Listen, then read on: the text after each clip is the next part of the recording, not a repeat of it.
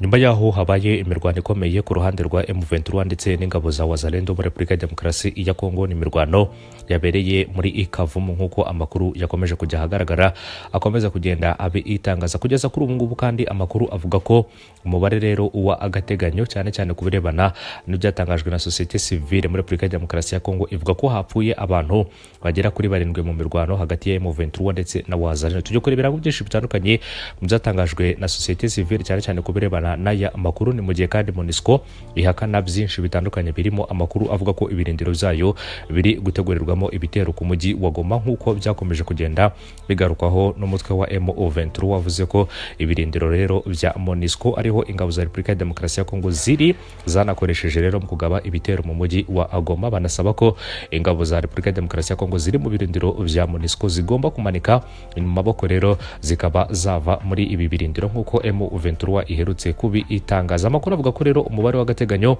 w'abapfiriye mu mirwano yo ku kibuga cy'indege cya Kavumu ukurikije amakuru atangwa na societe civile yaho akaba ari abantu bagera kuri 7 barimo 5 b'abaturage ndetse n'abantu 13 bakomeretse bavurirwa rero mu bigo nderabuzima byaho. Ni mu gihe kandi andi makuru avuga ko habahishwe abo Wazalendo basaga 300 ku ruhande rwa M23 ndetse na Wazalendo nk'uko aya makuru igaruka. Umujyi kandi wa Kavumu ndetse n'ikibuga cy'indege kiri mu bigenzurwa rero n'inyeshyamba za M23 nyuma yuko inyeshyamba za Wazalendo kuri iki cyumweru gishize rero zabyutse zigaba ibitero kuri uyu mujyi ndetse no ku kibuga cy'indege nk'uko aya makuru abigaruka. Kuri ubu ngubu kandi muri ako gace hagaragara ituze kandi hongerewe ingabo za M23 ndetse n'ibikoresho nk'uko iyi nkuru dukesha Media Congo Mpwene ikomeza kugenda itangaza. Nyuma yo gukubitwa kandi inshuro biravugwa ko inyeshyamba cyane cyane rero zo mu mutwe wa Wazalendo zahunze zerekeza muri parike y'igihugu ya Kahuzi Biega, kandi rero zikaba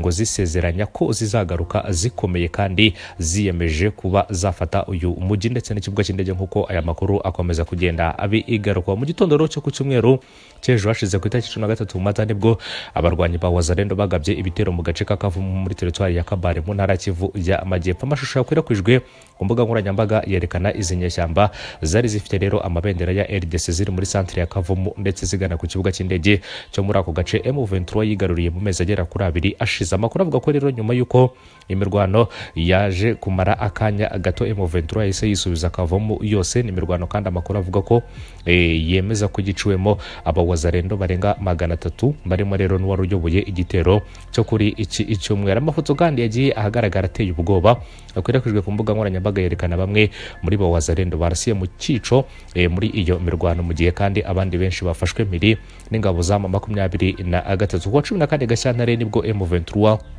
yaje kwigarurira uyu mujyi wa Kavumu ndetse n'ikibuga cy'indege cyo muri ako gace nyuma yo kuhirukana ihuriro ry'ingabo za Repubulika Iharanira Demokarasi ya Kongo. Nyuma yaho kandi M23 ishinjije rero ikigo cya MONUSCO gucumbikirwamo ingabo za Repubulika ya Demokarasi ya Kongo zikaba agaba ibitero mu mujyi wa Goma. Kugeza kuri ubu ngubu rero MONUSCO ikaba ihakana ibirebana nayo makuru. Ubutumwa bw'umuryango w'abibumbye muri Repubulika ya Demokarasi ya Kongo MONUSCO bwahakanye ibirego bisa rero nk'ibikomeye bikubiye rero mu kiswe integuza. Kuri ubu ngubu rero burimo gukwirakwiza bavuga ko MONUSCO iri mu myiteguro y'igitero gikomeye mu mujyi wa Goma, bivuga ko gishobora guturuka muri bimwe mu birindiro byayo nk'ibyo ku kibuga cy'indege cya Goma nk'uko aya makuru abigaruka. Mu itangazo kandi ryashyizwe ahagaragara kuri iki cyumweru ndetse n'ubundi n'ubutumwa bw'umuryango w'abibumbye muri RDC bwavuze ko nta gikorwa na kimwe rero cy'ubwo bwoko kigeze kibaho cyangwa gishobora kwihanganirwa mu birindiro byabwo. Ibi birego kandi uko bitangazwa na MONUSCO ntabwo ari ibinyoma gusa, ahubwo ngo ni n'akaga gakabije mu gihe asanzwe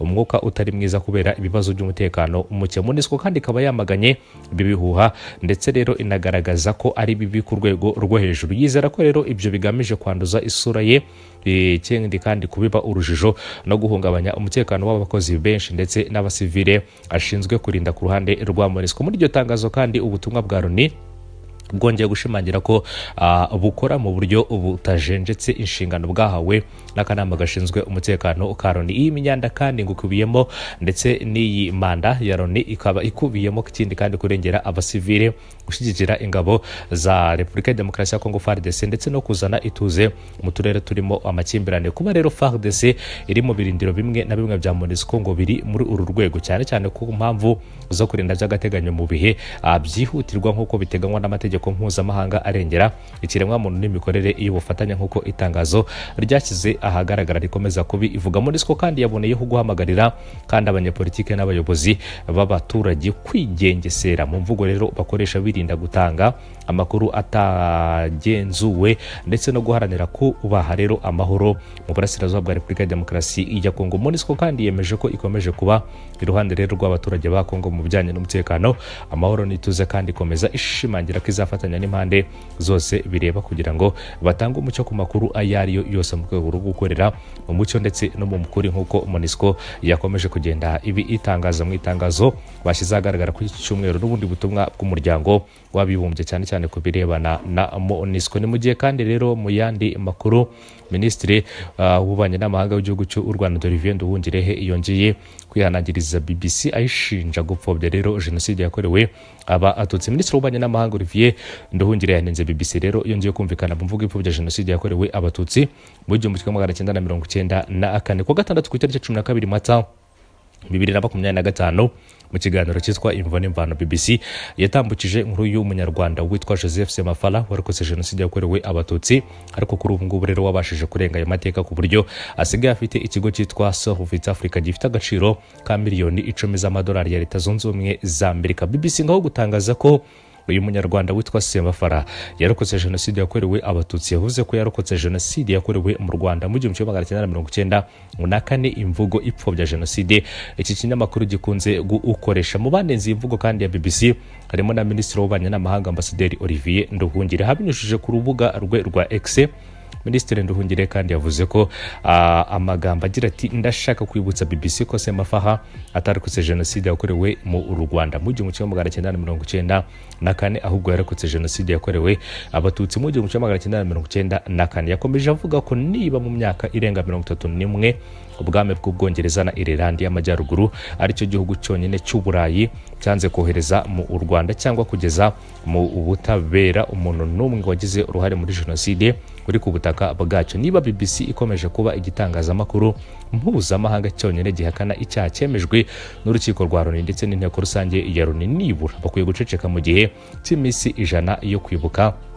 Nkuko rero iyi tweet cyangwa se iyi post yashyize ku rubuga rwe rwa X ikomeza kugenda ibi itangaza ashinja BBC rero mu kuba ari bamwe mu bakomeje kugenda bagaragaza rero imvugo navuga ko idakwiriye cyane cyane kubirebana na jenoside yakorewe abatutsi. Minisitiri kandi Nduhungirehe atangaje ibi mu gihe BBC yakunze kwihanangirizwa inshuro rero zirenga nyinshi ku mvugo rero zipfobya ndetse zigakana jenoside yakorewe abatutsi mu 1994. Uretse kandi BBC na Leta y'Ubwongereza ishinjwa kuba ikomeje kugenda bigura ntege rero mu gushyikiriza ubutabera abakekwaho ibyaha bya jenoside bari ku butaka bw'iki gihugu, nk'uko byakomeje kugenda bisabwa n'igihugu cy'u Rwanda inshuro nyinshi, bagasaba ko rero bamwe mu bacumbikiwe n'ibihugu mpuzamahanga z'umwihariko rero ibihugu birimo nk'Ubwongereza, Ireland, nk'uko Ambasaderi Olivier Nduhungirehe yakomeje kugenda itangaza. Ibyo bihugu rero bikwiye kohereza bamwe rero mu bacumbikiwe muri ibyo bihugu bakoze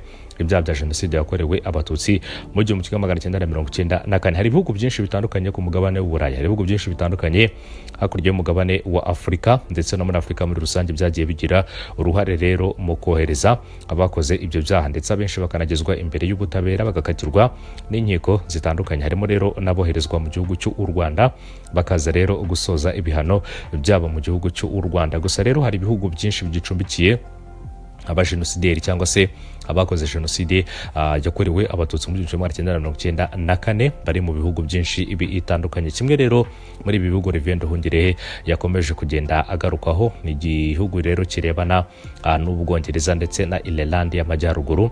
Ibi ngibi ni bimwe mu bihugu byonyine by'i Burayi byanze kohereza mu Rwanda cyangwa kugeza mu butabera umuntu n'umwe byibuze wagize uruhare muri jenoside yakorewe abatutsi. Urumva ko rero ari ikimwaro cyangwa se urumva ko ari ibintu navuga ko bidakwiriye cyane cyane kubirebana n'ibi ibihugu by'umwihariko rero ubwami bw'Ubwongereza ndetse na Ireland ijya amajyaruguru. BBC rero ikaba yanenzwe ndetse no mu bihe bitandukanye, ikinyamakuru kikaba cyaranahagaritswe kandi ikindi kandi korera ku butaka bw'igihugu cy'u Rwanda, bitewe rero ni ibyo rwagendaga cyangwa se cyagendaga gitangaza ku birebana n'igihugu cy'u Rwanda muri rusange. Amakuru leta y'u Rwanda yavugaga ko rero ari amakuru adafite ishingiro na gato kandi agamije guharabika ubutegetsi bw'igihugu cy'u Rwanda, cyane cyane mu bitangazamakuru by'iki kinyamakuru cya BBC rero ikaba ari bimwe mu bitangazamakuru bikomeye cyane ikaba ari kimwe mu bitangazamakuru by'Abongereza gikomeye mu bitangazamakuru bikomeye ku isi. Reka mbashimire, mbifuriza gukomeza kugira umunsi mwiza, mukore kuri subscribe mubane natwe mu yandi makuru agezweho.